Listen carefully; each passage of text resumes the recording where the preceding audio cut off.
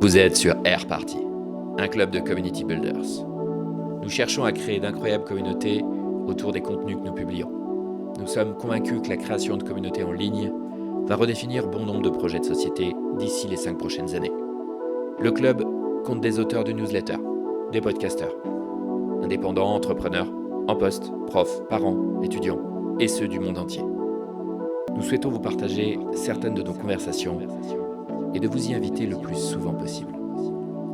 Sur ce premier numéro, Marie Dolé, auteure de In Bed with Tech, Alexis Ménard, hôte du podcast Equity 101, Jasmine Manet, hôte du podcast Vocation Podcast, et moi-même, Alexandre Durand-Chabert, fondateur d'Air Party, avons échangé avec notre communauté lors d'un Fireside Chat en live autour de l'outil Substack et de nos newsletters favorites sur ce nouveau média.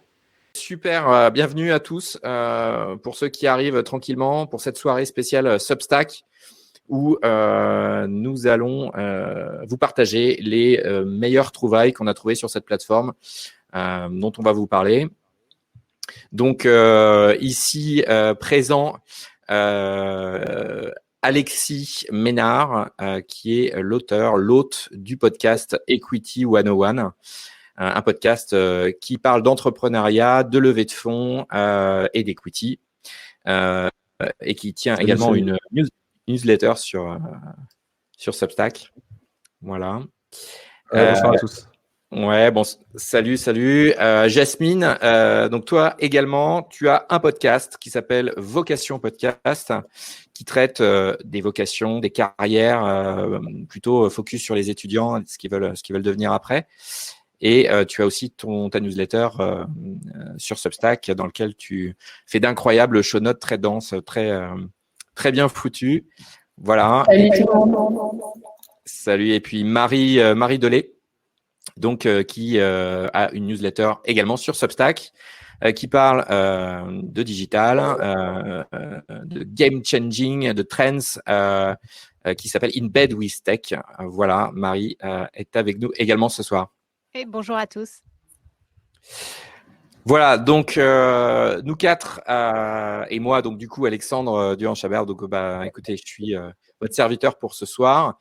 J'ai lancé Air Party, donc qui est une communauté de community builders et de créateurs de contenu qui aujourd'hui sont des créateurs de newsletters, des créateurs de podcasts, des créateurs de cours en ligne et qui se réunissent tous ensemble pour aller plus vite, pour faire de la veille plus vite. Et notre collectif communauté est encore naissante et on a trouvé très sympa de se dire, de partager un peu nos bons coins à champignons, j'aime bien cette expression-là, avec le reste, avec d'autres, voilà, sur ce Fireside Chat.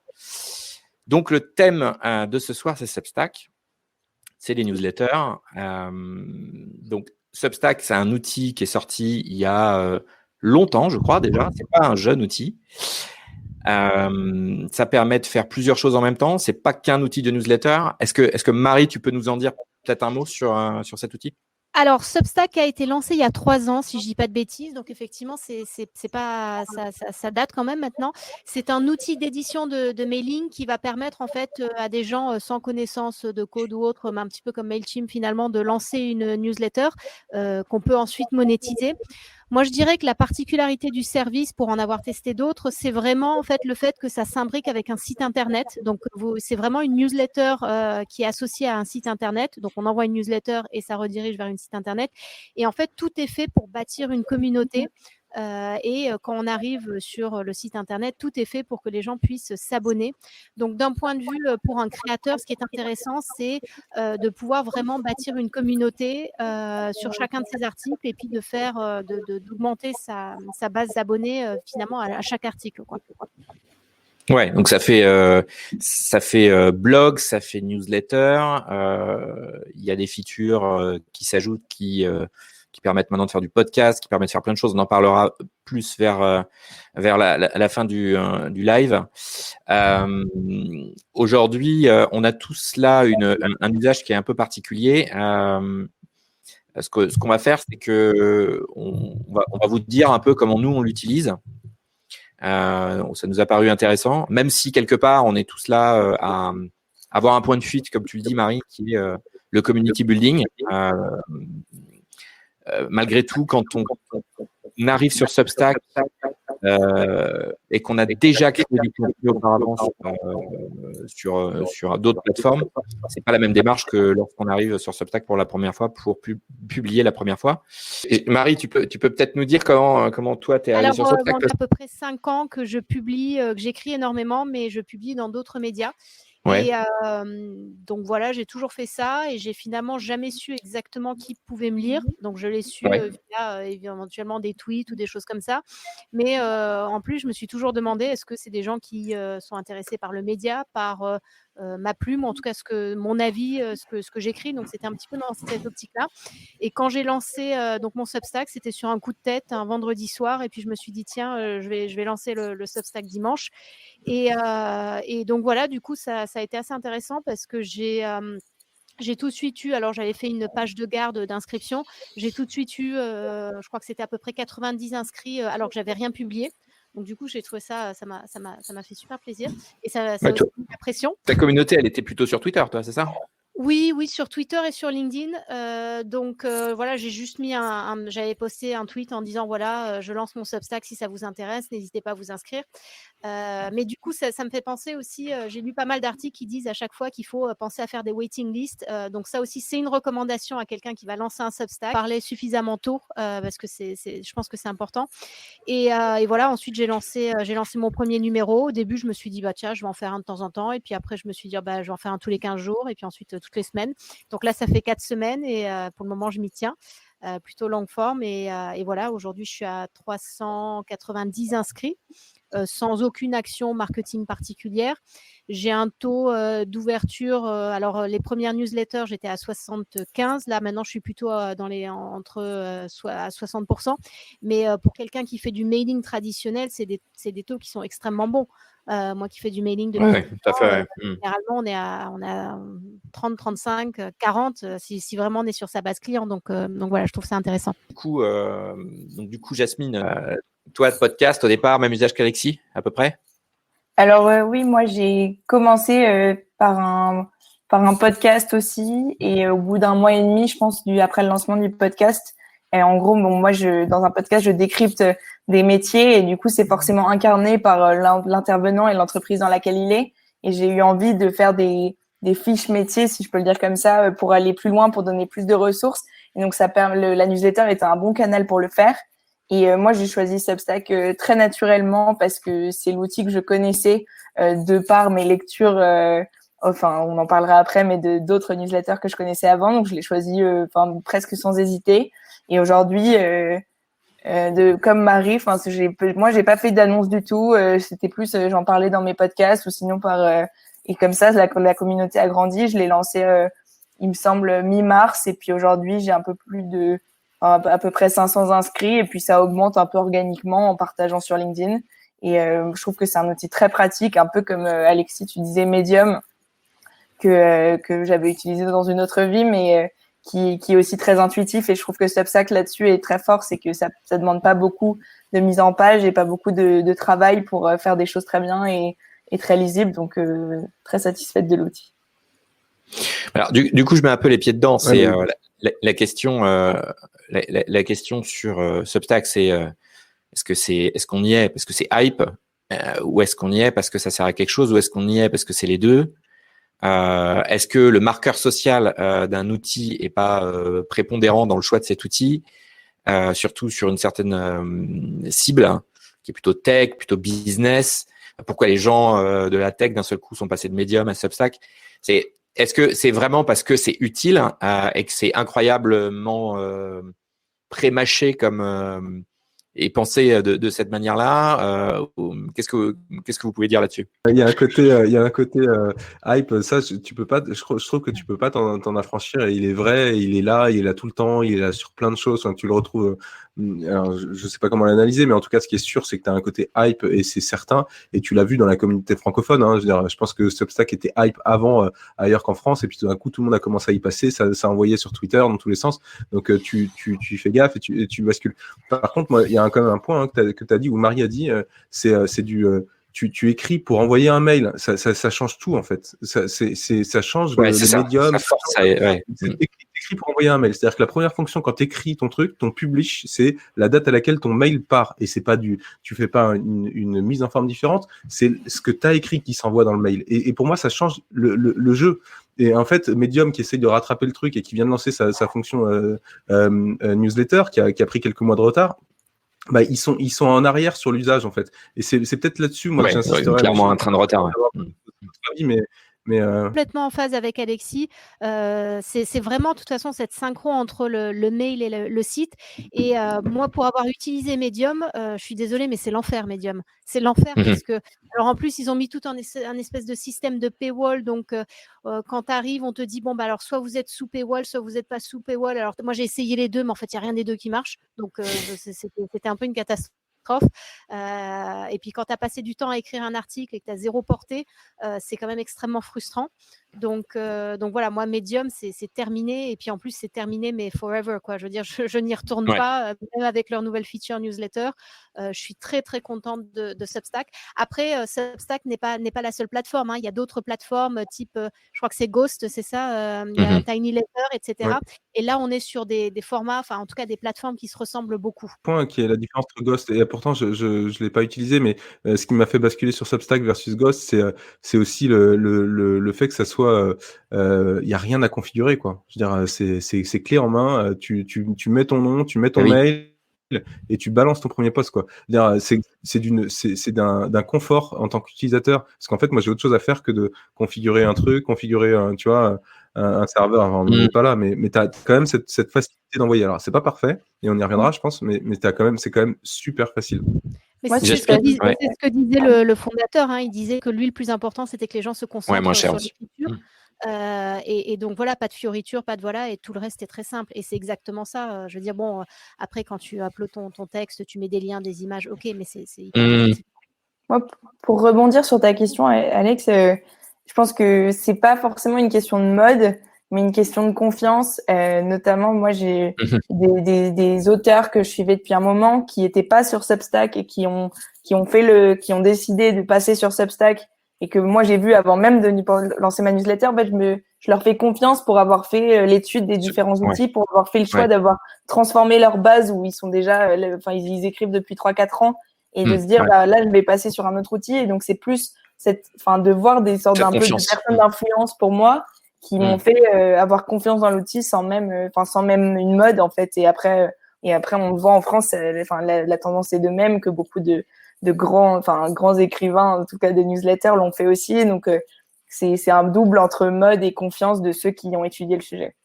Et ce qui nous permet peut-être de rentrer dans la partie un peu membership, c'est-à-dire ce pourquoi, enfin en tout cas c'est ce que propose en fait Substack, c'est-à-dire d'être rémunéré pour ce qu'on publie, avec leur partie, je facture 10 €, 20 €, 30 €, un abonnement par mois à mes lecteurs pour accéder à du contenu exclusif.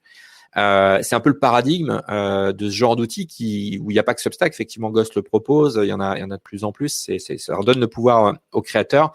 Maintenant, la question, c'est est-ce que vous voyez des gens la question est un peu large, un peu macro, mais est-ce qu'il y a des gens qui arrivent à en vivre de ça, ou à vivre se construire des compléments de revenus par rapport à ça?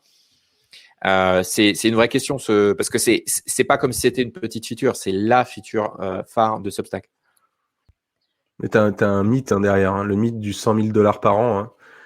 C'est ce que tout le monde. Et une fois que tu t'accroches à ça, tu te dis qu'il y a un avenir. Mais je laisse Marie parce que j'ai vu qu'elle voulait parler. Non, mais tu étais à combien de centaines de milliers de dollars par an? J'allais dire exactement la même chose que toi. J'allais parler de ce mythe, parce que ces 100 000 $, on l'a tous lu, etc. Donc je trouve ça assez drôle.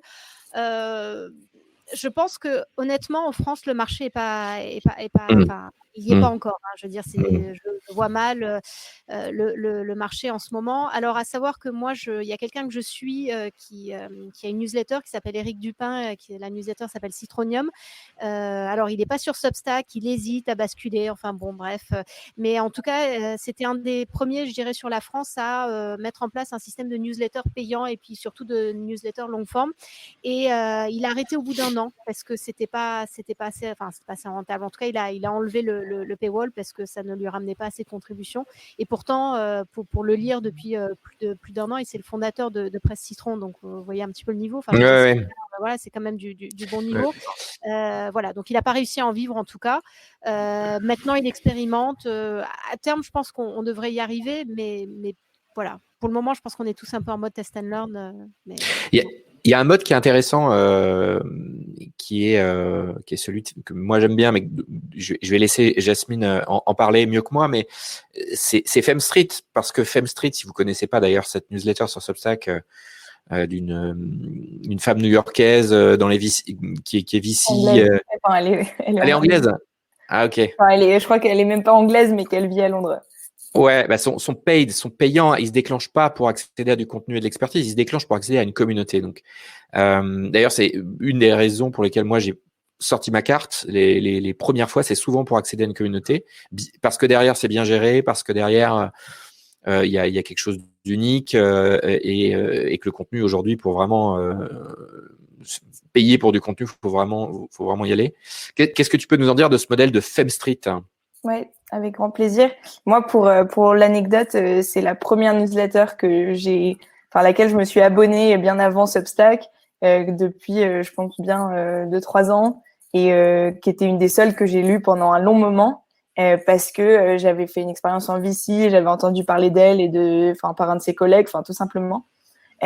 Pour FemStreet, je pense que c'est important de rappeler, qui fait une newsletter sur les femmes en VC et dans la tech, notamment dans les pays anglo-saxons, donc surtout avec un focus sur l'Angleterre et les États-Unis, parfois aussi l'Allemagne et la France, mais principalement ces pays-là. Faut bien rappeler que c'est pas que du payant, il y a aussi toute une partie gratuite où sa newsletter historique qui sort tous les dimanches, elle reste gratuite, c'est un peu le produit d'appel pour sa communauté payante. Et il me semble qu'à peu près 10% de ses abonnés sont passés à la version payante et qui là permet d'accéder à une communauté. Donc c'est un Slack, c'est du contenu premium, etc. Mais qui en fait, cette communauté existait avant le payant. Et en fait, c'était sa densité et son implication, si je peux dire comme ça, qui a incité à passer à la version payante pour aussi rémunérer le temps et le travail qui était mis et de son côté, c'est pas son boulot, c'est son projet à côté qu'elle a décidé de monétiser un peu pour valoriser son travail, si je comprends l'approche, et qui reste gratuite dans une certaine mesure et qui permet plus d'avoir une interaction avec les membres. Et donc, ça va au-delà de la newsletter, même s'il y a une version, un premium des membres sur Substack, etc. C'est plus, on paye sur Substack, mais pour avoir accès à une plateforme qui n'est pas sur Substack. De communauté, c'est intéressant ce que tu dis parce que je pense qu'elle s'est pas construite grâce à Substack. Je pense qu'ils se connaissent tous à New York et qu'ils sortent en réel, en vrai, et pas simplement sur Internet, et que la plupart des interactions que on voit sur le Slack ne représentent pas le 10e peut-être de ce qui se passe en vrai localement. Donc il y a aussi ça. La question qui se pose, c'est est-ce qu'on peut onboarder sur du payant réellement toute une audience from scratch de zéro? Est-ce que Substack est un outil qui permet de construire des super grosses audiences, ou est-ce que c'est un outil qui sert déjà à des communautés préexistantes physiques qui va permettre de transformer? Si tout je un peux tas de juste questions. préciser, pour l'histoire de FemStreet particulièrement, en gros, dans son Slack original, qui est toujours celui qui est utilisé aujourd'hui dans la version payante, en fait, tous ceux qui avaient droit d'être acceptés, ils devaient être abonnés depuis un certain temps et avoir un taux d'ouverture personnel de plus de 60 ou 70%, ce qui faisait qu'elle avait presque une garantie que ces gens très engagés étaient prêts à la suivre dans un format avec quelques euros par mois. Je crois que c'est $10, c'est pas non plus... c'est quelques pintes à l'occasion, mais en fait, dans sa démarche, il y avait quand même une sorte de préqualification, de pré-construction de cette audience, et donc, pour construire là-dessus, je pense qu'après, c'était peut-être une des premières personnes à le faire, mais donc c'est vraiment consolider une communauté existante. Mais ça, c'est très smart parce que du coup, ça te permet d'onboarder tes power users. Et puis, à la limite, ensuite, tu peux élargir. Mais de toute façon, tu sais qu'il y aura de l'activité parce que c'est toujours le problème avec les communautés. C'est que tu onboardes des gens et puis ils s'inscrivent, mais ils ne reviennent pas ou ils ne sont pas actifs. Là, tu assures finalement de l'animation. Et puis ensuite, tu peux l'ouvrir plus largement si besoin est, quoi. Mais c'est très smart, quoi. Donc, tu as partagé FemStreet. Tu as quoi d'autre dans ton sac? Ouais, plein de choses, mais enfin, j'en découvre beaucoup aujourd'hui, notamment avec des initiatives de partage de newsletters sur LinkedIn, etc. Mais je vais parler de celles que je suis depuis plus longtemps et pas de celles que je découvre. Donc, il y a Femme Street que depuis un moment. Et sinon, une en français et une en anglais, mais écrite par une française. Il y a Le billet du futur de Samuel Durand, que j'apprécie particulièrement, qui réfléchit sur les D'accord. futures tendances du travail, qui aujourd'hui est bimensuel, qui est passé en bimensuel récemment, mais qui donne beaucoup en tout cas, qui laisse réfléchir sur le futur du travail. Et sinon, une qui s'appelle Laetitia at Work de Laetitia Vito de Welcome to the Jungle, mais qui est en anglais.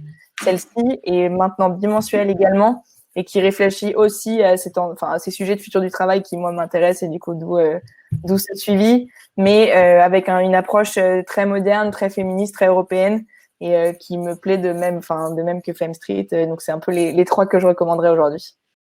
Si vous voulez, je prends la suite et puis Vas-y. je m'arrête dès que je vois Alexis, je lui laisse le floor. Moi, j'en ai plein, j'en teste beaucoup. Je pense que j'ai dû mettre en ce moment à peu près une 50aine de newsletters en surveillance. Alors, j'avais d'abord mis en place un système sur ma boîte mail et puis finalement, je suis passée sur Stoopinbox. Je ne sais pas si vous connaissez. En tout cas, c'est un outil qui est assez pratique et où je centralise toutes mes newsletters. Et Mais voilà, du coup, t'arrives à faire l'exercice de rentrer tout dans Stoppingbox? bah oui, puisque c'est une adresse mail en fait. C'est-à-dire que quand je m'inscris à une newsletter, c'est marie@stoopinbox.com. Voilà. Donc du coup, en fait, c'est comme une adresse mail. Ouais. Voilà. Donc je trouve ça plutôt pas mal. Voilà, c'était la petite chose. Moi, sur les newsletters, alors moi j'aime bien celle de Josh Constine, qui est en fait, qui travaillait chez TechCrunch avant et qui est maintenant en VC. Donc, il s'appelle Moving Product, qui est sur tout ce qui est un peu tech, social media et tout. Donc, j'ai toujours aimé sa plume, son point de vue. Donc, voilà, en fait, qu'il soit sur Substack ou pas, je l'ai juste suivi. Ça, c'est la première chose. La deuxième que j'aime beaucoup, c'est The Browser. Donc, c'est Ah oui. Robert Cottrell. Mais ce que j'aime bien, c'est pas forcément tellement le format, c'est toute la logique derrière. Il y avait un article récemment où il expliquait en fait qu'il lisait 1000 articles par jour. Je ne sais plus si c'était 1000 ou 10 000 d'ailleurs, accessoirement. Enfin bon, bref, peu importe, je crois que c'est peut-être 1000. Et en fait, il expliquait tout son process de veille avec son Feedly, avec son Reddit. Ensuite, il passait par, alors je me souviens plus d'outils. Bon, bref, en tout cas, un système de veille qui était hyper pointu pour faire sourcer vraiment, pour sourcer les 3 meilleurs articles. Donc, toute la logique, j'aime bien. Je suis... globalement, je dirais que 70% de ces trouvailles, je les trouve vraiment très très bien. Donc voilà, c'est une bonne lecture.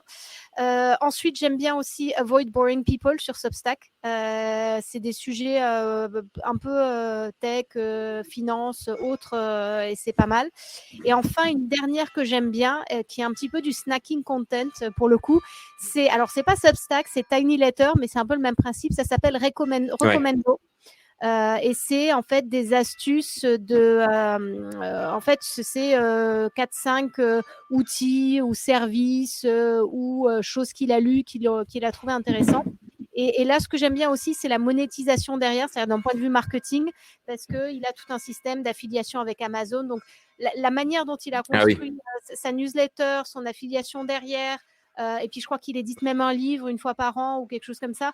Je trouve ça vraiment très smart. Donc, je trouve que c'est aussi un bon exercice marketing de suivre cette newsletter.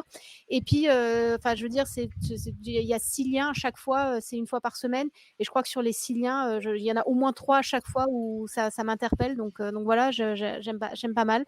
Voilà, donc ça, je te passe la parole. Mais oui, vas-y.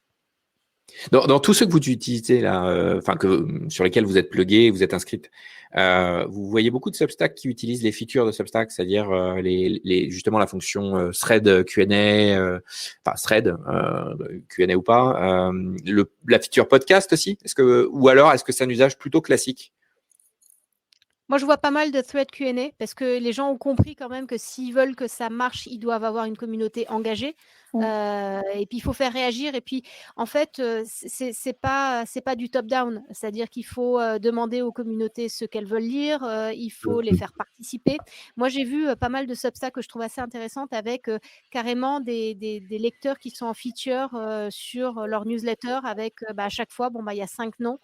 C'est d'ailleurs moi ce que j'ai essayé de faire pour mon édition de dimanche parce que je trouvais que l'idée était sympa. Et puis c'est de l'intelligence collective, donc c'est même pas une question de démarche marketing pour que sa newsletter marche, c'est juste que tu apprends beaucoup plus quand tu confrontes ton avis avec d'autres personnes et c'est beaucoup plus enrichissant, quoi. Ouais, et FemStreet, elle fait ça, elle fait du content-based community, comme on dit, c'est-à-dire elle donne la parole aux membres de sa communauté pour enrichir le contenu, et c'est souvent le signe d'une très grande maturité dans la communauté elle-même, parce que les membres, avant qu'ils puissent donner comme ça, il faut qu'ils s'y retrouvent par ailleurs. Donc effectivement, c'est hyper intéressant cette interaction de contenu qu'on retrouve. Moi de mon côté, qu'est-ce que j'ai vu? FemStreet, j'aime beaucoup, mais j'aime beaucoup surtout parce que sur l'aspect community building, comment elle a construit tout son process et comment elle l'utilise. Je sais pas si vous avez vu elle a ouvert, en parlant de content based community, elle a ouvert des cercles, ces circles. T'as vu ça, Jasmine? Non, j'ai pas vu. Elle a ouvert des cercles, donc dans son Slack, elle a ouvert des cercles marketing, des cercles thématiques, dans lesquels il y a en gros un chef de tribu, un responsable qui va shooter un article par semaine, qui est le digest de réflexion de tout le cercle. Et quand c'est arrivé, j'ai cru que c'était juste des channels Slack en plus. Il n'y avait pas beaucoup de vie, et en fait, il y a une stratégie de contenu collaboratif derrière très puissante. Donc, si vous m'entendez toujours ou pas? Ouais. On a eu un petit bug. Pendant un petit moment, ouais. Il y a eu un petit bug. Okay. Super organizer. Donc voilà, je veux parler de cette newsletter incroyable sur l'organisation de la knowledge, de la connaissance, où il va interviewer tout un tas de personnes qui vont complètement partager la manière dont ils gèrent leurs infos au quotidien. C'est vraiment le genre de newsletter pas blabla et hyper riche. Voilà, donc ça, je surkiffe. Très complet. En plus, ça fait partie maintenant, si vous avez suivi ce type, on peut pas tout parler de Substack aujourd'hui, mais il y a des tendances aujourd'hui de newsletters qui fusionnent dans des bundles. Ouais, voilà. Donc il s'est fusionné avec une autre newsletter, voire une troisième, je crois, depuis 2 jours, pour un seul tarif. Voilà. Moi, si je peux revenir, un peu sur ce que vous avez dit tous les deux, je pense que on en a un peu parlé, mais si ce n'est pour l'intérêt marketing ou l'intérêt un peu de gagner sa vie par des newsletters, etc. Je pense qu'en France, on est encore très jeune sur le sujet, et là vous citez tous les deux et moi-même des newsletters souvent américaines, ou en tout cas qui existent depuis un moment, qui permettent aussi quand on s'intéresse à ces sujets, et un peu l'horizon, et comme on disait, le fameux mythe de tout à l'heure, je pense que quand on s'intéresse à ce sujet, il faut suivre aussi des auteurs et notamment sur Substack, qui ont des grosses audiences et qui tentent différentes features, qui vont le faire bien avant ceux en France. Et je pense que c'est intéressant d'avoir de suivre, même si c'est le sujet nous intéresse, des communautés et des écrivains sur Substack, juste pour découvrir justement toute cette richesse marketing, ces nouvelles features. Ouais, c'est hyper important. Je suis hyper d'accord. Ça m'amène juste à la deuxième newsletter qui est un peu dans cette logique, que je regarde pas pour le contenu, parce que alors vous allez vite comprendre pourquoi. C'est une newsletter locale de la ville de Charlotte Ledger, et en fait c'est un usage de Substack que j'aurais pas attendu. Enfin, je pensais pas trouver sur Substack des news d'une région. Et c'est hyper intéressant, parce que l'usage marketing qui en est fait, je pense qu'il est assez pionnier par rapport à cet outil-là. Donc c'est intéressant de voir comment un journal local s'est emparé un peu de cet outil-là. Et puis une dernière, qu'est-ce que je vais dire? Ouais, il y en a. Je parlerai d'une newsletter qui est pas de Substack, mais que j'aime beaucoup. D'ailleurs, on s'est tous autorisés à en citer une qui n'est pas de Substack. Ça va être la newsletter de Rosie.land, Rosie Cherry, la community builder. On va pas l'appeler community manager, mais littéralement community builder de Indie Maker, et qui en fait sa newsletter, c'est une bibliothèque de ressources pour construire des communautés. Donc, elle partage non seulement dans sa newsletter plein de choses, mais elle a aussi une librairie, une bibliothèque de ressources très, très approfondie. C'est aussi une très belle découverte. Alexis, tu es revenu parmi nous. On vous entend. Ouais. Eh ben, écoute, j'étais heureux de faire ce live avec vous. Non, mais non, mais non, pars pas. Je vous ai pas, en fait, je vous ai pas entendu, mais vous avez partagé vos coups de cœur, c'est ça? C'est ça. Ouais. On attend les Mais on tiens. t'attendait, t'es arrivé, mais à point nommé. Eh ben, écoute, moi j'ai commencé à partager Snowball. Je sais pas si vous avez entendu parler. Oui, on a. Vous m'avez entendu ou pas? Jusqu'au bout? Ouais. Oui, on a juste ça, mais on a entendu. D'accord. Eh ben, écoute, c'était super, vraiment. Et vous avez eu les métriques aussi? Parce que moi, ça m'intéresse. Enfin, les métriques, vous avez entendu quand je vous ai donné ou pas? Non, Non, je les ai pas Parce que entendus. les métriques qu'il a, en tout cas qu'il annonce, qu'il a entendu, et ça, c'est presque le plus important, je trouve, dans le truc. Au-delà du fait que le mec est talentueux et que tu as envie de lire une newsletter sur la finance personnelle, ce qui est assez dingue quand tu y réfléchis. Et ben, quand il partage les abonnés, il est à 2500 abonnés gratuits et 500 payants à 5 euros par mois. Ça commence à être intéressant, et tout ça en 3 mois ou en 2 mois et demi. Donc je trouve que quand on parle de gens qui n'ont pas réussi à craquer le modèle en France, ce type de choses, ça donne une bonne lecture de ce que ça peut être quand tu arrives à créer le bon contenu, quand tu arrives à trouver ton audience, et quand tu arrives à finalement interagir et apporter suffisamment de valeur dans ta partie premium, parce que finalement le sujet il est là, hein. Et donc ça c'est vraiment, je trouve, un truc qui me plaît bien. Et le deuxième, le deuxième que je voulais partager, j'en ai d'autres sur Substack, mais vous avez dû en partager plein, mais il y en a un, moi, c'était plutôt un coup de cœur qui est pas Substack, qui s'appelle Morning Brew. Je sais pas si ça parle à certains, qui est un truc de dingue, quand une newsletter finalement quotidienne, qui est des brèves économiques, on va dire ça comme ça, qui a été commencé avec une target très étudiants, jeunes professionnels, etc., et qui est que je trouve aussi dingue, parce qu'elle arrive à me faire lire des trucs qui sont a priori pas hyper sexy. Et je l'ouvre tous les jours, et je trouve ça fou. Et j'ai creusé un petit peu les chiffres, et c'est là où là tu commences à comprendre un peu l'enjeu du truc. En 2019, il y avait quasiment 2 millions de subscribers et 13 millions de dollars de revenus pour 30 employés, et 42% de taux d'ouverture. Donc quand tu es à 2 millions de subscribers, ça commence à faire. Et du coup, voilà, c'est le truc, moi, c'est la newsletter qui m'a marqué, et que je trouve. Plusieurs verticales en plus par sujet. Ouais, et après, effectivement, j'ai découvert qu'en creusant, en fait, je ne connaissais pas. Tu as une verticale tech et une verticale retail, mais qui fait que 10% du revenu, en fait. 90% de l'attraction, elle est sur la newsletter économique générale. Donc, je trouve que c'est un super modèle. Après, j'en ai d'autres, des Substack, mais il y en a une que j'attends, c'est d'un point de vue plutôt métier, parce que moi je suis VC, donc et il y a une newsletter qui vient de se lancer, qui s'appelle Capital Call, par trois investisseurs français. Willy Brown, Nicolas Collin et je sais plus, je crois que c'est Vincent quelque chose. Je suis désolé Vincent si un jour tu m'écoutes, mais qui va finalement faire de la curation sur le contenu du VC, mais au niveau européen, tous les créateurs de contenu européens du VC, et ils vont faire cette curation là, que ce soit d'un point de vue écrit, audio, vidéo, etc. Ils ont sorti une première version là cette semaine ou la semaine d'avant.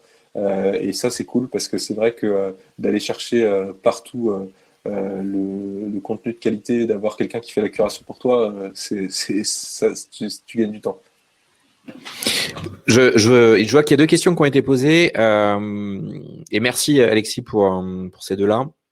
Il y en a une donc qui a été posée par Ange. Donc, est-ce qu'on a des newsletters qui partagent des best practices pour community building, writing? J'ai entendu celle de Rosie Cherry. En avez-vous d'autres? Donc, immédiatement, moi, ce que je peux te dire, c'est que faut que tu t'inscrives à celle de ComChat. ComChat, qui est un groupement, un collectif de community builders, en fait, dans le monde, qui est peut-être la plus grosse communauté. Comchat.substack, et en fait, ils ont fait un summit de tous les community builders il y a 4-5 jours, avec à peu près tous les grands community builders, qui soient indépendants, que ce soit en poste.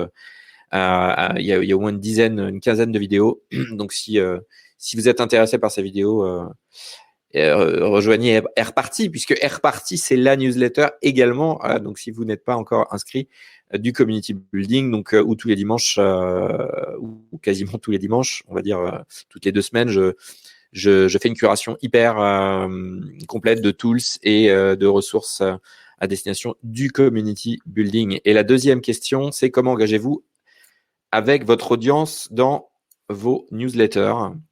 Toi, je sais que Jasmine, c'est par Instagram, c'est ça que tu disais? Oui, je pense que la question en pose plusieurs, mais de même, j'essaye d'inciter à répondre aux différents mails de la newsletter, ce qui est assez difficile. Je pense que le réflexe, ça dépend de ta cible aussi, mais en tout cas pour la mienne, qui est surtout des étudiants et jeunes diplômés qui n'ont pas l'habitude de ce genre d'outils, fait que l'usage n'est pas le même. Donc ça, c'est à prendre en compte. Et sinon, d'utiliser d'autres canaux. Donc moi, du coup, je suis allée là où est mon audience aussi, c'est-à-dire sur Instagram. Et là, ce qui permet d'avoir beaucoup plus d'interactions, de faire des sondages, des stories, de parler en MP, d'avoir toutes ces features qu'on n'a pas Substack, mais qui fait un outil en plus, évidemment, mais qui me sert pour d'autres sujets également, notamment le podcast. Mais moi, j'utilise un autre canal, du coup, Substack ne permet pas encore à mon échelle, et je pense que c'est aussi la maturité en termes d'usage de mon audience d'interagir, et que dès qu'on pose une question ou qu'on a envie de créer de l'interaction, ça marche pas encore tout à fait pour être transparent. C'est hyper intéressant ces questions d'interaction, parce que c'est là où on voit qu'on passe d'une audience à une communauté finalement, avec des étapes plein d'étapes. Marie, t'es là? J'ai pas l'impression. Elle est partie, Marie. Marie utilise un Telegram. Elle a onboardé une partie de ses followers sur Twitter sur un Telegram. Et pour la suivre, c'est hyper intéressant, parce que il y a la découverte de Telegram pour beaucoup de personnes, dont moi, et avec avec 2 fonctions en fait. Sur Telegram, vous pouvez faire des channels ouvertes un peu, avec 2 features. Une qui consiste à lire un peu un flux que tout le monde a, et une autre feature plus discussion, plus chat. Donc ça permet en fait de donner du contenu, de broadcaster du contenu comme ça à son audience, on va dire son audience plutôt, et en chat d'inviter les gens, donc là plus votre communauté, en tout cas vos power users à échanger avec vous des avis. Et donc je relais pour Marie dans ce petit témoignage. Bon, on a aussi Alexis, je pense qu'on est tous les deux sur le bateau. Je suis là, moi. Je suis là, Alex. Ouais. Ah ouais, t'es là, Alexis? En vidéo, mais je suis là. Je vous entends. Ouais, je le vois, moi. Okay. Justement, toi, Alexis, t'as onboardé, c'était pas sur ta newsletter, mais c'était sur ton podcast. T'as onboardé quand même pas mal de tes auditeurs sur un WhatsApp, c'est ça? Ouais, alors j'ai testé plein de trucs, et je suis encore en cours de test, mais en fait finalement, mais en fait mon premier canal d'échange, c'est quand même LinkedIn, hein, moi, parce que finalement je rejoins un peu, c'est un peu le pendant de Jasmine. Son audience est sur Insta, moi mon audience elle est sur LinkedIn, donc du coup j'ai beaucoup d'échanges sur LinkedIn, sur le podcast, via en message perso, hein, etc. Donc c'est principalement là que j'ai les échanges. Ensuite, effectivement, je suis en test sur WhatsApp, et puis j'ai aussi utilisé la fonctionnalité thread, fil de discussion de Substack, pour prolonger les échanges avec l'invité de l'épisode, donc qui permet aussi de générer de l'interaction. Donc tout ça, c'est en perpétuel test, mais du coup, je vous rejoins sur le fait que il n'y a pas un outil pour échanger avec sa communauté. Je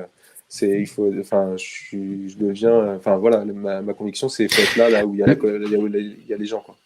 Mais c'est hyper intéressant ce que tu dis, parce que finalement, c'est quand tu impliques ta communauté dans la création de contenu que la communauté s'engage. Et c'est quand tu poses des questions à la con, j'ai envie de dire, que la communauté est pas très présente. Et on en revient sur une discussion qu'on avait vite faite tous les deux, Alexis, mais les threads Substack, ils doivent être pris dans ce sens-là. Et en général, co-construction avec la communauté, c'est quelque chose qui Toi, tu le fais avec tes podcasts pour avoir plus de questions et Ouais, bah ouais, enfin, je peux en parler de Jasmine, peut-être que toi tu fais la même chose. Enfin, j'en sais rien, tu me diras, mais moi, effectivement, mes auditeurs les plus fidèles, je les sollicite, ou les gens que je sais qui ont une opinion intéressante, je les sollicite pour savoir comment ils voient tel ou tel sujet, comment ils voient telle ou telle interview de telle personne, ce qui permet d'alimenter et de m'aider, enfin de m'aider, en tout cas d'enrichir la préparation des interviews. Si je peux prendre un peu de recul sur tout ce qu'on a dit jusqu'à présent, je pense que ça dépend vraiment de ce qu'on a envie de créer, parce qu'on passe quand même du temps à soit faire de la curation de contenu, soit créer du contenu.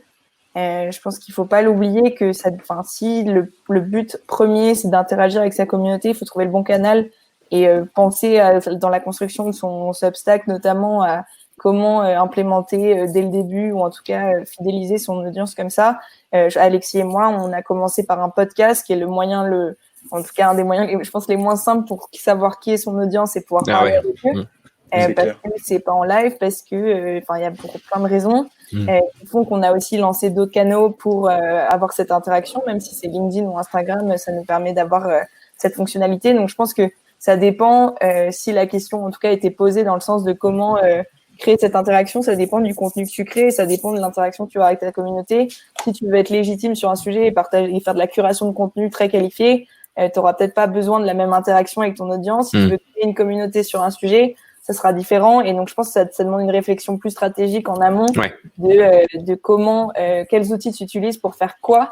Et est-ce que ton contenu, tu as envie de l'insérer dans une stratégie plus large de création de communauté ou plus d'expertise ou plus, il y a plein de possibilités. Et donc, nos retours d'expérience sont aussi propres au contenu concret et sur la verticale et la cible qu'on adresse. Et donc, je pense que ça c'est très variable d'une personne à l'autre sur comment tu interagis sur Substack, notamment avec ton audience. Ça dépend de ce que tu crées. Oui. Et puis ça dépend aussi de la stratégie que tu as, parce que si tu es sur Substack pour faire du gratuit, c'est une chose. Si tu es sur Substack pour faire du payant, c'est déjà autre chose. Et tu rentres en plus dans le paradigme de Substack quand tu fais ça. Donc, je dirais que tu profites plus de Substack si tu es en mode je veux à un moment donné rémunérer. Et donc, du coup, si selon ce positionnement-là, tu vas pas impliquer ta communauté de la même manière et le segment de ta communauté. Les gens qui te paient, à un moment donné, tu vas normalement leur donner plus de choses sympas que les gens qui te paient pas. Sur Substack, c'est que c'est pas du tout un outil de newsletter, en fait, quand on y pense. C'est pas vraiment un outil de newsletter. C'est un outil de blog rémunéré. Parce que pour avoir fait l'écueil de l'utiliser comme un outil de newsletter et de balancer autre chose que du contenu de fond, c'est-à-dire pour avoir lancé un podcast aussi, je l'ai utilisé pour annoncer le prochain podcast qui sort et genre donner de l'info dont tout le monde se fout. Ça marche pas parce que c'est pas un outil de notification. Substack, c'est quelque chose où quelque part le paradigme c'est de faire payer, donc les gens et donc du coup l'usage même de Substack, il faut bien le piger pour profiter pleinement de. Il y a un truc qui n'existe pas sur Substack, c'est du contenu premium gratuit. C'est très difficile de faire du contenu premium gratuit pour une partie. Le contenu premium, il est pour les subscribers payants.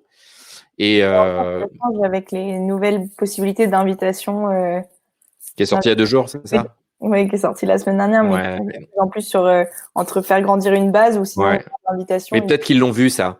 Peut-être qu'ils l'ont vu parce que il y a quand même beaucoup de gens qui l'utilisent de manière très quali aussi, sans faire payer de choses. Et c'est vrai que pour dissocier une partie de gens qu'on a envie d'adresser pour un mail, du contenu un peu général, d'une autre partie de personnes dont on a envie de réserver quelques bons morceaux, sans avoir forcément envie de les faire payer. C'est vrai que jusqu'à il y a 2-3 jours, ça c'était très difficile sur Substack, mais bon, c'est le paradigme. On verra. Bon, écoutez, super. On arrive sur 50 minutes, pas loin d'1 heure. On va clore. Les questions, Alex, il me semble, sur les stratégies payantes d'acquisition. Ouais. Oui, les stratégies payantes d'acquisition, comment nous on se débrouille. Écoute, je te laisse répondre. Je te laisse commencer, Jasmine. Peut-être Alexis, je te laisse la parole. Alexis, ouais. Ouais, c'est quoi cette façon de renvoyer la question quand on n'a pas envie de répondre? Ça se fait pas. C'est une donc, question un peu dure. Stratégie d'acquisition pour créer ça, enfin pour payer, faire pour grandir avoir son des audience, non subscribers supplémentaires. Ouais, faire de D'accord. l'acquisition, ouais. Moi, honnêtement, je l'ai pas fait. Alors ici, j'ai testé mais des micro trucs sur la pub LinkedIn et la pub Twitter, mais vraiment à toute petite échelle. Et en fait, je me suis aperçu que j'étais tout petit à ce moment-là, j'avais pas d'audience et ça avait pas beaucoup d'intérêt. À ce moment-là, je me repose la question et en fait, ça dépend de ta finalité en fait. Aujourd'hui, moi, je suis pas dans une phase où je vais monétiser tout de suite la communauté. Donc la croissance organique me va bien. Après, je ferme pas le sujet, mais il faut qu'il y ait un but et un objectif qui soit très clair derrière. Et aujourd'hui, je vois pas le sujet à ce moment-là. Maintenant, quand tu regardes un peu de la littérature, tu vois que il y a quand même beaucoup de choses qui sont faites sur ça et beaucoup de trucs qui marchent. Mais il faut aller au-delà de vendre ton contenu en tant que tel. Enfin, il faut avoir une vraie stratégie d'acquisition payante. Voilà. Oui, et puis pour rebondir encore une fois, ce qu'on disait tout à l'heure, ça dépend de tes différents canaux. Tu vois, moi par exemple, j'ai un podcast, une newsletter et un Instagram. Je vais plus avoir envie d'aller chercher mes audiences sur Instagram et quitte à payer, ce sera plus sur ce canal-là parce que ça me permettra de partager tout le reste et parce que c'est là où j'ai de l'interaction et c'est ma stratégie, c'est de créer une communauté engagée avec laquelle je parle et avec qui j'ai une relation. Et du coup, tu vois, c'est aussi une question de comment tu vas faire grandir la newsletter. Donc, ça reste purement organique via Substack. Et pour moi, ça rentre dans ce que disait Alexis, dans une stratégie plus globale de quel est le moment ou le canal que tu veux mettre le plus en avant et pas faire tout en même temps. Et de se dire, OK, si moi, je veux faire grandir d'abord, moi, par exemple, mon Instagram, il faut que je me concentre là-dessus. Et je vais l'utiliser pour alimenter mes autres canaux. Mais il faut vraiment avoir une stratégie, je pense, claire sur si c'est ta newsletter et dans un but de la faire payer, de créer une communauté et la construire en fonction. Moi, je l'ai utilisé une fois. J'y ai pas beaucoup réfléchi le jour où je l'ai fait, mais finalement, en fait, je l'ai fait quand je faisais un podcast, sur un épisode dont je savais qu'il allait cartonner. Et donc, j'ai fait une pub Facebook payante sur un truc qui était déjà assuré. Et la pub a super bien marché. Et ouais, ça fait penser un peu à cette phrase de « on ne prête qu'aux riches », mais c'est un peu ça. C'est j'ai l'impression que le payant, il il vous fait pas passer de l'ombre à la lumière, ça vous fait passer de la lumière à la super galaxie, quoi. Voilà. Et le payant, c'est de l'huile sur le feu, mais il faut déjà qu'il y ait du feu. Et c'est ma petite expérience perso sur le payant, quoi. Mais quand tu vois dans les commentaires là 4 € le lead sur Facebook, et à un moment donné, pour avoir des subscribers à ton newsletter, t'arrêtes, hein. Enfin, ça dépend de ton audience quand même sur Facebook. Je vois le commentaire sur. Non, mais je vois le commentaire sur. Oui, bah voilà, il a vite arrêté du coup. Je vois le commentaire sur d'Alex. Ah oui, d'accord. 4 €, ouais. Mais c'est là où ça n'a pas beaucoup de sens à ce moment-là. Non, bien sûr. Ouais, non. Puis ça dépend aussi si on est full-time ou pas dessus, sur son projet, si on a un peu d'argent de côté, de plein de choses comme ça, quoi. Ok, écoutez, si ça vous a plu, en tout cas, je pense que ça a plu à nous quatre, cette petite discussion au coin du feu. À très vite pour renouveler l'expérience sur d'autres sujets avec la communauté des repartis. Pour rappel, où est-ce qu'on te trouve, Alexis? Moi, on me trouve sur Equity 101, donc 101, equity101.substack.com. Super. Jasmine? Alors, le mieux pour pas me parler, c'est soit LinkedIn ou vocation.co sur Instagram, mais sinon sur Substack, c'est vocationpodcast.substack.com. Cool. Pour Marie, c'est inbedwithtech sur Substack, mariedolé.substack.com. Et pour moi, donc c'est rparti, irprty.substack.com. Voilà, écoutez, je vous laisse. Je vous souhaite un super week-end à tous. Et le podcast, le replay, tout ça sera disponible dans la newsletter d'Airparty. Vous allez pouvoir retrouver tout ça. Un grand merci, Alex, d'avoir organisé merci, ça. Alex. Puis j'en Ciao. profite, si Ouais. quelqu'un veut nous contacter, enfin moi, il n'y a vraiment aucun souci pour donner mon avis en off si jamais ça intéresse. Moi, j'ai Cool. aucun problème si vous voulez vous abonner à ma newsletter. Ça me dérange pas du tout. Allez-y. L'acquisition Sur gratuite. ce mot de la fin. Merci à tous, bonne soirée. Claire. Ciao, Jasmine. Ciao.